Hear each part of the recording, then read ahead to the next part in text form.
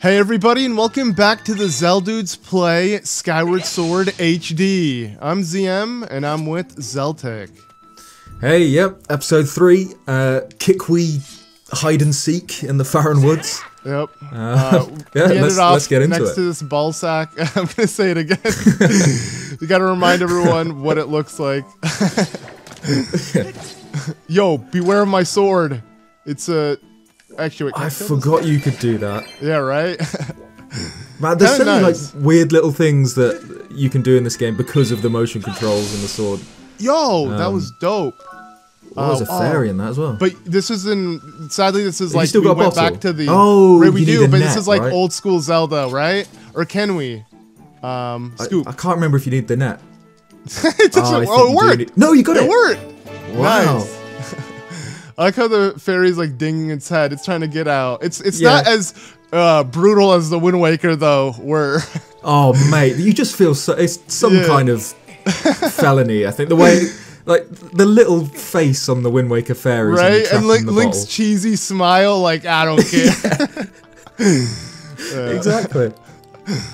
Okay, oh, I gotta be forgot careful here. Yeah, the tightroping here suck. What? Wait, what? I didn't know that's what happened. So how would I get that off of me? I don't. Can you shake them off you when you're on the tightrope, or? No clue. Wait. Also, for some reason, I was thinking about ascending. I'm an idiot. What am I playing?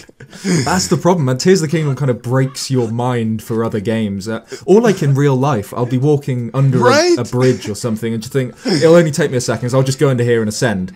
And then I'm like, oh fuck yeah, this is real life. Right? No, I'm not lying. That happens to me all the time. I'll look because like I have an attic in my house, and there's no way I want to actually go up. And I'm literally one day I'm like thinking, what if I just ascended up there? I'm like, what am I saying? And even dreams. I swear I had a dream where I was being chased by like some zombies or something, and literally I run into this building and I start ascending upwards, and it was just so natural in the dream. Damn. It's so weird. Your dreams seem a lot cooler than mine. Oh yeah, mine just don't make any sense. You get like chase sequences. No, they can be frightening though. Sometimes, have you ever had a dream where you realize you're in a dream and you try to wake up? No, my girlfriend can do that. I'm so jealous. It's like what's it called? Like it's not lucid dreaming. It sucks because one time. Oh wait, come on, no, stop. Come on. Okay, how do I do this? Fatal blow. Oh, I hit down. Okay. Okay. Come on. Yeah, go get that one. Get him. Wait, I'll have to go up and down. I don't... Dude, this is so annoying. Okay, come on. The hero of the skies, everyone. Come on. No! Oh, he's dead. He's gone. Yeah. We'll figure this out eventually. We'll land this one technique. Yeah. I think you go up and down. That's what it looks like. Here, try to pay attention with me when you see the prompt. Because I know it's not pressing in, or it's not like you're going to press it, or rather right stick, but it's something. And okay, up down makes sense with like the actual movement. Yeah, right, because you jump and then slam down. Yeah. But for some reason, I was doing the forward spin attack instead. Maybe I'm doing it too quickly. Yeah. Maybe I'm impatient. I don't know. But I remember in the original game, you shook both the nunchuck and Wiimote at the same time, right, or something like that. Something like that. Yeah. I can't even remember. Did the nunchuck even have like motion sensors in it? It did, because that's how you did your shield. Remember, you shield bash with it. Of course it did. Yeah, you're right. Yep. Right. Man, I do miss the Wii. The Wii was cool. Wait, how do I... Oh, there you go. Wow, you gotta swing with also the right stick? That's just so weird. Go on. Nice. Nice. Yeah, barely. It's always the way that you get cocky and you're like, oh, I don't need to do another swing, and then you miss it, so you end up taking way more time than you would have if you just like did it properly. These are the birds that poo on you. Yep. These guys, they don't have the same sound bite as the crows, but you know what's crazy? In Ocarina of Time, I feel like in movies and certain other games, you'll hear the same crow sound effect and the same, even horse, like Epona's voice. I heard of you do. It's, right, because I think Nintendo like straight up stock bought... library. Right, exactly. I think Nintendo just bought something like that. Okay, you know what, screw this guy. Yeah, you hear that stuff all the time. It's like, always in movies, I hear, like the GoldenEye 007 silenced Oh yeah, true. Right. Noise. They're kind of little pew from the main pistol. That's in everything, yeah. Because, you know, back in N64 days, yeah, you'd just buy the rights to some stock sound library and use that. Whereas obviously now games, like, think of how much effort goes into the sound design of, like, Tears of the Kingdom, Breath of the Wild. There's that whole teams or whatever working on bird calls and things like that. You're not going to just hear stock sound effects. Yeah. Yeah, okay, this is why they went extinct. I mean, what are you doing, bro? If some predator is after you, you need to get out. Like. Yeah, exactly, yeah. Darwin's not happy with this. I think they deserve to die out with this kind of behavior. Yeah. All right, come on, stop now. Is he just gonna? You have to get every single bit of. Really? Okay, well, it's gonna be annoying without motion controls. Wait, leave that one there. Leave that. Or not. Okay. Oh, okay. There we go. Oh, okay. There you go. I was wondering if it'd hide in like one single tiny patch of grass. If to get camouflage well enough. Yeah, exactly. But okay, one more down. Nice. I don't actually remember where it is. Let's actually douse for it. Because I actually forgot. Do you remember? Okay, well, it's somewhere over here. So we'll check. Oh, right, okay. Come on. Killing blow. Alright. Alright, no. Alright. No, stop hitting him too much. You're too strong. You're suffering from success. You keep killing them outright. Right, I love the little death animation in this. The purple cloud with the skull in it. Yeah, it's like their soul leaving their body or something. I think Wind Waker had something similar to it, though, right? Yeah, it had there's like a big purple cloud in Wind Waker. I don't. Oh, that was it. You're right. There was. I really don't think there's a skull in it unless it's really subtle. But yeah, you get the big explosion. One cool thing about Wind Waker though is that when you kill stronger enemies, you get those orbs, like full of treasure. Yep. I loved that. Oh yeah, true. That was pretty nice. I think he's actually in here. Is this it? Oh yeah, there you go. I killed him. Oh. No, okay, there we go. Oh, there we go, yeah. Oh, if you try to pick it up, I guess that's immediately how you interact with it. Nice. You got it. That's the thing with, like, Skyward Sword. You get a lot of, because it's not everyone's favourite Zelda, you know, because it's very linear and it's different to the other ones, and a lot of people have a lot of problems with the game. But I think we did mention this in the podcast as well, that you can't call it a bad game, right? Because even though it's designed in a way that not everyone likes, there's so much care and effort that went into it, and everything works. Like, everything is still so seamless, and, like, it's got that Nintendo polish on it, even if you don't like how linear it is, or whatever. Yeah. Wait, oops, I shouldn't have jumped down there. Whatever, who cares? Let's go back to the altar. But, yeah, no, I agree 100%. That's right, you talked to him, it's fine. Yeah. It definitely does have, like, it's different. It's like, but here's the thing: if you are a Zelda fan, you will feel like it's missing something, and that is the sense of freedom most Zelda games give you. Because once we finish what we're doing here, we really never have to revisit this area. I mean, I guess for like one of these, like we'll come back for like this, but that's essentially it. Yeah, you come back again when it's flooded, but then it's basically a different area then, because it's, you know, a whole different design. Exactly. Okay. I was gonna say, where do I go? There we go. Took me a sec. I got disoriented, but I could have just checked the map. I don't want to bother though. You know, I'm used to playing pro mode. So now we get the slingshot, right? Yep. He just poops it out or something. Yeah, that's true. Where does it come from? Right? I think it's like a weird animation. Let me see. So. Let's just kind of go through the dialogue. Yeah. Okay. No, he has to point out. Oh no, he does. It comes out from his tail, so it's kind of like he pooped it out. Where, like, you know, the grass is. Yeah. But, oh yeah, I feel like we're moments behind Zelda here. Because we are. Yeah. It's so cool to see, and it's like, I mean, that's how you make an engaging story. You feel like it's not. You have to immediately act so you can, like, continue seeing what happens next. Yeah, like, literally, what the hell is that? That is.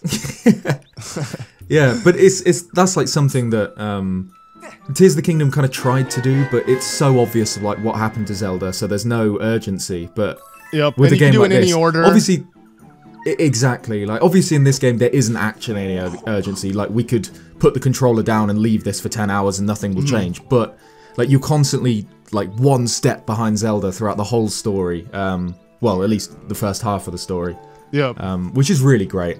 And I do wish they did the second quest that they were going to do, where we would get to play through Zelda's adventure. Oh yeah, that would have been so too bad the HD. Because during the credits, you see like little bits. We see of it all. Yeah. Yep. I love that. Also, I realized we did it in wrong order. See, he was telling me to knock down this. With my slingshot. Wait, how are you meant to get? I think the other side. I think this side. So you're supposed to cut it. Oh. Wow. There you go. That's interesting. I didn't even bother going this direction. Yeah. But you know, I agree with you 100% on the credits. Like, that is probably the coolest thing ever, seeing it unfold. But then, yeah, being unable to really get more of that does kind of suck. Yeah, exactly. But okay. It would have been so cool because, you know, I still, kind of unpopular opinion, I don't know, but I don't really want a Zelda game where you play as Zelda the whole time. I think you should always be Link. But a second quest where you get, because Zelda in this has such a good story and she's so like involved in the narrative. So if you got to play as Zelda for her part of the story, I think that'd be amazing. Like if you played as her up until the whole crystal thing. Yeah, exactly, right? It would have been really cool. And it's crazy because in the Wind Waker, which is like the only Zelda game where they give you a reason to have a second quest, no other Zelda game went out of their way to do that kind of thing. And that was from the GameCube version. It wasn't even like they did that later on the re-release. But yeah, but that was so cool what they did with the Wind Waker, because it's still, you know, it's still the same game when you play for a second time, but it's just little extra details. Like obviously you wear your pajamas, which is great, but then you get to read the ancient Hylian that all the old characters like Jaboon and the Deku Tree speak, which is so great because it doesn't, you know, change the playthrough, but it just gives you a bit more like information about what's going on, and that was just such a nice touch. And yeah, I wish they did something similar in other Zelda games. Is there any difference in this game in hero mode or like your second playthrough like that? You're right, because I totally forgot you could literally understand Jaboon, which I thought was so cool. That's so true. Yeah. I don't think there's anything different in this or in Twilight Princess. Yeah, no, Twilight Princess didn't really have a second playthrough. If you play the game again, nothing happens. Yeah. No. In hero mode, you could just toggle on and off. But this game, technically, hero mode had to be a continuation of your previous one. So it would make sense. Oh, but there is one big thing that I do love. Your strike, the charging it up is even faster. So you know how when you finally get the Master Sword in this game, it's super fast? You start the game with the Goddess Sword. That carries over. Yeah, so it charges within a second. That is pretty cool. Yeah, that is cool. I can't deny it. Yeah. Yeah. So there is something. Okay, I did remember that there was a slight difference replaying it, not just the items carrying on. Okay. I can't remember. Can you toggle hero mode in this game? Nope. No. Is it like Twilight Princess? It locks your save to that then, yeah. It locks your save to that. Yeah. It's like good, the Wind Waker I always prefer that. Yeah. The one thing I wish, though, I guess I kind of mentioned this. I don't remember if I did in the last video or not. But the Wind Waker, with the second quest, you play the game in your jammies. I wish this game you would have played it in your jammies. And same thing with Twilight Princess. You know, the Ordon outfit. That would have been really cool to see. Yeah. I would have much rather. I would have played hero mode for that reason. But yeah, no, I agree. Yeah. Oh, 100%. Yeah. What do you prefer, like the Skyloft clothes or the Ordon village? Ooh, I'd say Ordon because I'm most nostalgic. Yeah, you're right. He like watches you. Yeah. Oh, this is beautiful. Yeah, I don't know. I think I like them both pretty evenly. I think you can't decide? Because they're really similar. Well, let me guess. The lobster shirt is your favorite, though, right? I think so. It's just classic. And I think the fact that you get to play a whole game in that outfit kind of raises it above the others. But just on design, I don't know. Maybe Skyward Sword. I don't know if I had to like gun to my head, maybe. I guess I feel like it's more traditional. Like I prefer it. I think I'm just nostalgic to. Yes, go on. I did it. Woo! Only took you to episode 3. Yeah. Now I mastered it. Now you've got it down. There you go. Oh yeah, I was hoping I could do it again. Yeah. But yeah, that feels sleek. It feels nice. Probably one of my favorite things to do. I think. Oh yeah, I used to farm this all the time. And you just drop it, pick it up. Oh, yeah. Oh, no, that's not what I was going to pick up. I thought we were going to pick up the honeycomb itself. Wait, what? Oh, there you go. No, it's there. Yeah, it is there. Yeah, hornet larvae. Yeah, let's get out, though, because they can do damage quickly. Yeah. But what is nice is if you run in and out, I think you can continuously farm it. And again, I like that. I like how we have to farm parts to upgrade. Again, I know Tears of the Kingdom Breath of the Wild let you farm things, but it's for only upgrading your gear. It's something that once you have enough hearts, you don't really care. I mean, there is the set bonus that you get, and I actually do like that a lot. But, you know, outside of that, there is no big incentive to do it. This game, knowing literally my actual items that I use to solve puzzles will literally get upgraded, do more damage, look different, like physically look different. Yeah.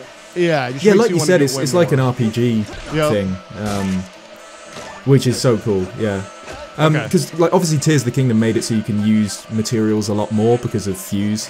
But yeah, Breath of the Wild, except for upgrading your outfit, your like armor sets, there's no use for almost any of the materials you find. And some of them unless you're gonna like sell them or like, you know. But they went through all the effort of having, you know, a million different types of insect and whatever, but I know you can cook elixirs and whatever, but you don't do that, do you? You just kind of find one good recipe and stick with that. Yeah. Oh, are you kidding me? I should have used my slingshot. I'm rushing it. But I love how you shoo him away, like just, you know, get out. I know, like, be careful of these. They can really do some damage and immediately forget about them. Fall off the tightrope. All right. Say goodbye to your home. Hey, there you go. Yeah, screw you guys. Though too bad I can't pick it up. I guess unless I fall into the abyss and look for it. Oh yeah, saying there's no Deku in Skyward Sword. They're Deku Hornets. True, I guess. Don't really know what that means, but well, they don't give off the vibe. I love the Dekus though. Yeah. They need to come back, like for real, like as actual friendly. Also friendly characters, not just enemies. Like in Majora's Mask, where they're like an actual kind of civilization. Exactly, yeah. I mean, in Ocarina of Time, you technically had that. They just didn't mess with you. Like, they didn't care about Link, but they were a civilization. Like, when you would get the masks and you would play the Ocarina songs for them in that grotto section, you know what I'm talking about? Oh, yeah, of course. So it's like, they had intelligence, but yeah, for the most part, they just like, they saw someone like, I'm spitting on his face, I don't care. Yeah, exactly. Yeah, a lot of them are kind of intelligent and friendly, but you have to hit them first. Oh, Deku Seeds are in the game, obviously, as well. True. And I forgot, there's not just the one in the grotto. What am I saying? Oh, I'm gonna break my shield here. I broke it! No! That's what I get for trying to, I mean, I'm so used to using the motion. Are you kidding me? And it's funny that motion is my excuse. Normally people would blame motion on playing bad, but here I am like, oh, I need motion to play better. But that's truly how it is with Skyward Sword. Like, it feels so much different. But you think pressing it in would be easier. Like, that's what I parry so well in Breath of the Wild, but yeah, but if it's like your muscle memory for this game. It feels weird if you're not using motion. Yep. Alright, let's bait this guy. Oh yeah, they come out onto the tightropes, don't they? Yeah, they're so annoying. Will he come to me now? I think he will. I think he will. Oh, there we go. Alright. Yeah, because then, yeah, you can just... Yeah, just fling. Yeah, go on. Oh, he just died. Oh, he didn't even I thought he was gonna fall. Right? How did he die from one slingshot hit? Yep. Though, I'll be honest, this is really cheaply designed in terms of, like, the level design. Because, really, like, we're in a forest and there's just endless pits and we have to like a go bottomless on tightrope. chasm, yeah. Yeah, like, I don't know. To me, I'm not a huge fan of that. Wait, I don't. Okay, well, great. At least I got some nuts. And I think I can sit on this? Yeah. Let's have a quick break. Hey, does it heal you like stools? Yep. Oh, it does. Yeah, it does. That's all you need. You know, when you're tired, just sit for a second and you're ready to go. Exactly, yeah. Healed. Yeah. I wish it actually existed in other games. Oops. Yeah. Do we have, there's not a moblin in this section before the temple, right? Is there? Or there is just before we go Skyview? I think there is. Yeah. Alright, let's get a boost this time. Let's not act too confident. Nice. I think I'm Tarzan just swinging back and forth. Yeah. Because I do love the moblins in this game. They're like actual units. I would say though Nintendo perfected the bokoblins in Breath of the Wild, because for them being the main type of enemy, they look cool. Like usually, They're great. Yeah, right. I'll be honest. I think these ones look hideous. Yeah, I agree. Same with to be fair, same with the Wind Waker bokoblins and is it? No, it's not. It's not bokoblins really in Twilight Princess. It's bulblins or whatever. It's bulblins, but don't they're look so hideous. There's just they are I don't know what's going on. I think they're both. The bulblins have no. There's both. The bokoblins are really terrifying, and then the bulblins, like the actual bulblins, look like King Bulblin. You know, they kind of look like Green Bandit type enemies. You know what I'm saying? Yeah. Yeah. Oh no, you the can bokoblins, they've got that weird. They've got like weird kind of like grandma hair or something. Right, and they look super terrifying because that game is trying to be dark and gritty. Easily the worst looking. But no, Breath of the Wild, it's like if you wanted a main enemy type that you're gonna have littered throughout the game, those are the perfect enemies. You know, they're just like the game's version of goblins, and they look cute. You know, they're not hideous. Yeah. And I think you can just need that sit balance. and watch them do things. Right? You can like sit and watch them kind of like dance and tell each other stories, and they're just great. They're so cool. I don't really like Breath of the Wild's moblins as much. The way I agree. Kind of, like, the weird snout nose and thin. Yeah, I think moblins should be kind of, you know, heavy. Like, I still think I do like Skyward Sword ones. No, I think Wind Waker I prefer. I think Wind Waker's moblins are perfect. Wind Waker, all the designs were pretty good though because of the really cartoony nature it went for. Because what's it called? Ocarina of Time still had dog moblins going on, which was a thing for a while in the earlier Zelda games. Like moblins were like. They were like the OG regular enemy that wasn't an Octorok. It was moblins. And they're kind of weird like bulldog things in the older Zelda games before they turn them into pigs. Yep, well, I mean, like, pigs make much more sense being like Ganon's minions. But. Right? Yeah, if anything, yeah, the ones in Breath of the Wild are hands down the worst for that reason, because they look so far off than what we expect them to. Moblins in particular. They're just weird. They're just kind of like stretched. Yep. Okay, so before we take on the temple, let's quickly pay a visit to Beetle because we have the slingshot, and let's see if we can fix my shield situation. I feel a bit dumb having that broken already. I've just realized after all that conversation we didn't even fight a moblin at that point anyway. Right? Yeah, true. I fully thought there was one before Skyview Temple. I get. You know what? No, you're right. When you revisit it. Oh, I'm pretty sure. There you go. Yeah, that'll be why. Yeah.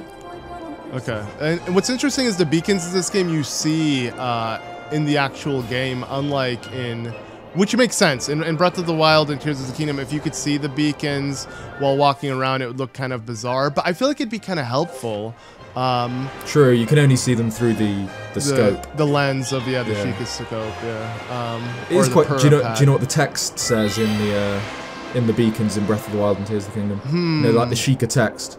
Yeah, well, I don't know actually. What would it say? I'm pretty sure it's dangerous to go alone in. Oh, that's in those cool. ones. That's so cool. Because there's a few things like in the you know, the Sheikah thing that gives you the runes, like the rune installer or the map installer. It's like a crystal that drips into the Sheikah slate, and that I'm pretty sure says master using it and you can have this, which is what the old man says when he gives you the magical sword in Zelda 1, which is so cool. I love things like that. Yeah, same. That is so cool, and it's crazy. It's like that is the attention to detail I love from Nintendo, because it's like they know there are fans that, like you, that are willing to decipher the text and really figure it out. But it's like that's what makes this game feel so real in the lore. It's like, you know, actually, you know, uncovering real lore in life. You know, it's deep. It's more than just what, you know, face value of a video game, and it makes it so special.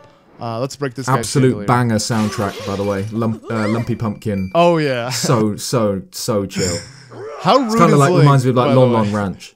Oh yeah, true. It does. Right? It does have that vibe. But yeah, like, come on, dude, just like comes into an establishment he's never been in. Yo, I'm gonna break the chandelier down. Here's another thing. Have you noticed the characters that hang out here loosely resemble the Resistance and Telma's Bar from Twilight Princess? Okay, so clearly this guy is supposed to be not Chad. What's his name? What is his name? I'm actually blanking on his name. Yeah, same. The researcher guy. Yeah, and this is supposed to be... Nah, is she supposed to be the one from... I'm not sure if she's part of it. Part of it? He... Telma? He's... yeah, that's Telma, obviously. Yeah, that's very similar. I think... Oh, yeah, oh, here you go. This on is, the right. He's... what's his name? Oh my god, that's so cool. Yeah. Wait, no, I thought it was just... what's Link's father figure? Oh, no, that's a different guy. What am I saying? Oh, Russ. No, yeah, Russell. Where's Russell? No, I think Russell, I guess. No, I think it's Oru, that guy. True. No, you're right. The one who takes you to Gerudo Desert. Yeah. And I can't remember if there's any others. I think there might be another one. I guess maybe Link resembles Russell. No, I'm kidding. But I love Russell. He's like the closest thing Link had to a father figure. I'd say he is easily my favorite character. Oh, there we go. Stritch. I'm kidding. Looks nothing like it. Okay, let's not waste any time here. I think I just want the piece of heart. Do I have to speak to him? Is he gonna force me? Kind of. Yeah. Wow. I like how you could try to walk out, but the game is like, no. Like, you gotta, own up for what you did. Right. He's also got a little bit of Talon in him, I think, with the Mario mustache. Yep. I do like that. I wish actually it would have been cool if every Zelda game had a reference to Mario and Luigi. In that sense, because Ocarina of Time, Link's Awakening, Majora's Mask, that's about it. I feel like some people like to think the Eskimo type, the guy with the giant coat. In Wind Waker. The Wind Waker. Yeah, he's Zunari, I think. Yeah, right. He's in reference to I want to say. Mario, kind of, sorta. Maybe just I'm thinking because that. Oh, maybe. Yeah, he's got a little mustache, and yeah, maybe I can see it. Yeah. I remember a lot of people kind of theorizing that he's related to. What are the snow people called in Phantom Hourglass? Like the Anuki or something like that. Oh yeah, true. Yeah, those also are kind of like. He says. He says in Wind Waker when you first meet him on Windfall, he says something like, "I come from a land to the far north where it's very cold," or there's something like that. That's really cool, man. Too bad we can't explore that in the Wind Waker. That'd be so dope. Right? Dude, I'm itching for a Toon Link Zelda game. I want one so bad. Like, I never thought I would say that, but you'd like another Wind Waker. Another Wind Waker, or even in the same vein of Spirit Tracks and Phantom Hourglass. Like just... Oh, right. Yeah. Yeah, Wind Waker or Toon Link, traveling, where travel is the main way of getting around. You have a world that is so huge that you can just mess around in. That kind of style, I would love to experience that in another Zelda game. Don't get me wrong, though. This is the best Link, obviously. The young adult Link that we like to call him, from Breath of the Wild, Twilight Princess, and Skyward Sword, and Ocarina of Time as adult Link. Like, that's Link. We see him as kind of like a slightly more mature young man, but seeing like a Toon Goofy version, and just like splitting the series into two, have like the travel-based games be the Toon one, and then have the serious blockbuster main Zelda games be based off of this. That'd be a cool blend of the two. Right, it definitely makes more sense when you see someone like this Link or Twilight Princess Link facing off against, someone like Ganondorf or Demise. Definitely makes a lot more sense when, like, you could imagine this guy, throwing down. He's huge. Yeah. Well, no, he's not huge actually. To be fair, Twilight Princess Link is pretty beefy. Yeah, but let's be real. He's still he's beefy compared to other Links. He's still short. He's still a short king. Yeah, exactly. He's still short, and he's still he looks young. He has a young adult figure. He doesn't look like a brute. But it's crazy how Nintendo was considering that for Twilight Princess at one point during the early development stages. I'm sure you remember in was it Hyrule Historia or one of them? You see this Ganondorf looking Link, and he looks insane. Right. I want that as well, actually. That'd be so cool. It's so interesting looking back at the things that could have been. Like, in the Wind Waker, they were originally going to have Link age throughout the game. Without Ocarina of Time that would have been so dope. He'd just get older. Right? Which would have been great, yeah. So cool. Imagine, after you pull out the Master Sword, not like a time skip, but Link settles down for a bit, and then he has to continue his journey. Maybe he reunites with his sister, and then that makes him put his adventure off for a little bit. and then he comes back to it or something. Yeah. This is you can't go wrong with a bit of Beedle as well. Right? Yeah, and Beedle needs to be in every single game. At least they stay true to that. But what we're missing in is Tingle. Where's my boy Tingle? He is a staple. He's so iconic. Why don't we have him in these games as well? I know, it's crazy. We haven't. When was the last game we actually saw Tingle? Wind Waker, sadly. Has there not been another appearance? No, the closest thing we got was Twilight Princess's, you know, goofy-looking carnival boys, but you know that wasn't it. I mean, sadly. There's what's his name in Twilight Princess, the guy in Castletown. Oh, true. No, he is. He's literally he's handsome Tingle. You're so right. Yeah, you're so right. And he's even got the little clock. Yeah, and everything. It's literally like it's like if someone wanted to cosplay as a modern Tingle, that would be that. Yeah. How much does this cost? To get this guy's basically the Happy Mask salesman as well. Right? Oh, true. That is, yeah, I can see that. Because he's like, you know, he does the little hand wringing, smiling, and then he's got like a darker side if you don't buy anything from him. Yep. And the really music gets louder and louder the closer you get to him. Actually, I just realized every part of the bazaar, the closer you get to a shop, it like plays their version of it.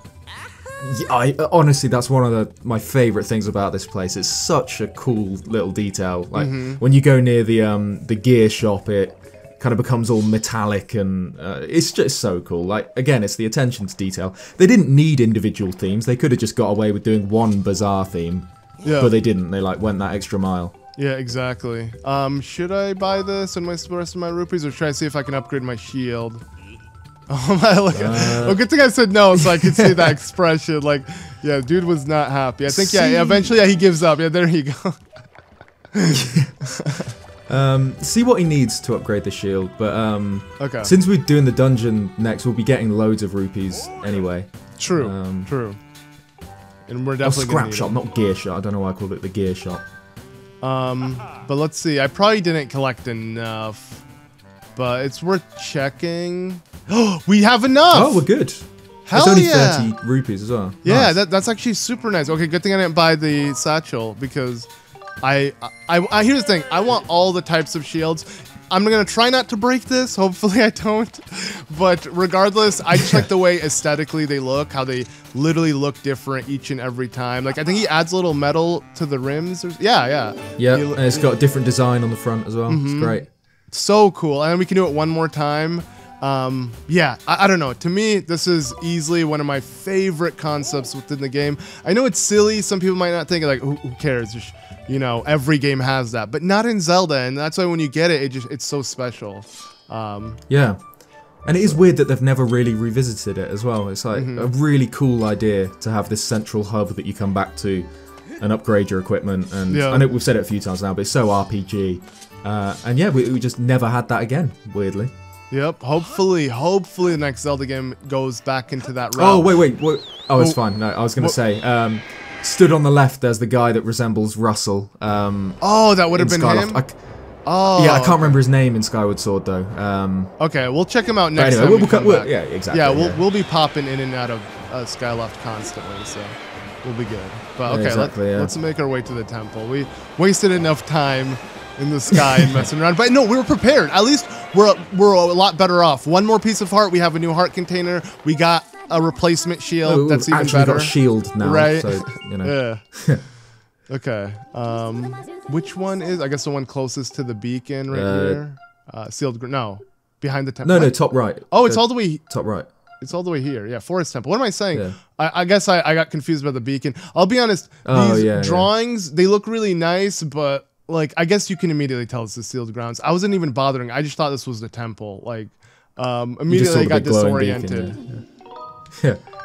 But interesting. I do it like says them. Forest Temple as well, not Skyview. True.